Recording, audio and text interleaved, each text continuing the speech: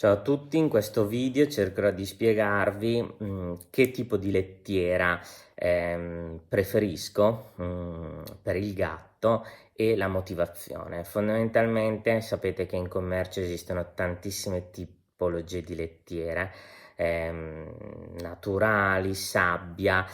ci sono i trucioli di mais, ce ne sono veramente di tutti i tipi, aromatizzate, non aromatizzate, che fanno la palla, che non la fanno. Fondamentalmente ci sono tantissime tipologie di sabbie per lettiere per i nostri gatti. Ora in questo video mi voglio soffermare dal punto di vista medico in quel tipo di sabbia che secondo me è più funzionale per noi medici veterinari perché ci dà tantissime indicazioni, soprattutto per quanto riguarda il gatto maschio, che è abbastanza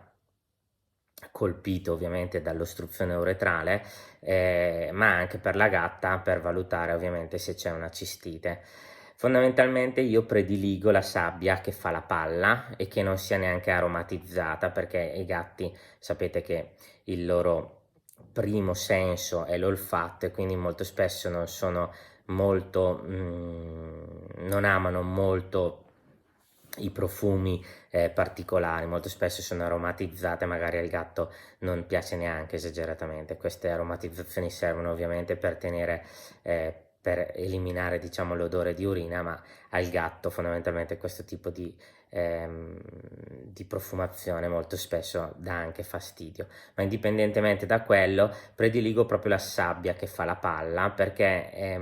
ci permette e permette al proprietario di comprendere se il gatto sta sviluppando delle problematiche a livello urinario, soprattutto per quanto riguarda l'ostruzione uretrale e la cistite. È chiaro che le sabbie che fanno la palla generalmente generano una bella palla, proprio perché il gatto non urina ovviamente frequentemente, ma fa di solito una minzione regolare, quindi una quantità di urina abbastanza importante, quindi avremo la nostra bella palla. Nel caso di cistiti avremo ovviamente queste palle sempre più piccole, sempre più piccole, sempre più piccole, che nella femmina devono accenderci il campanello d'allarme e pensare che il gatto comunque sta urinando frequentemente piccoli gocce, quindi sono segni di dolore alla minzione, quindi sospetta cistite. E nel caso invece del maschio, addirittura quando vediamo delle piccole palline o addirittura proprio dei goccini, dobbiamo ovviamente accendere immediatamente il cervello e pensare subito che possiamo essere